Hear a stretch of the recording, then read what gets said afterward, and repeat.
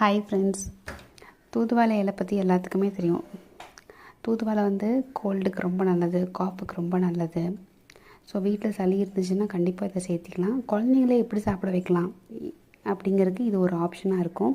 So தூதுவளை இலையை நம்ம நல்லா கழுவி முள்ளெல்லாம் இருக்கும். ஸோ பார்த்துட்டு அதை மிக்சர் ஜாரில் ஆட் பண்ணிக்கிட்டேன். நான் மிளகும் ரொம்ப சளிக்கிறோம் நல்லது. ஸோ அதையும் சேர்த்துக்கலாம். அப்புறம் கொஞ்சம் சீரகம் சேர்த்திக்கிறேன். ஸோ இதெல்லாமே கொஞ்சமாக தண்ணி தெளித்து நல்லா அரைச்சிடலாம்.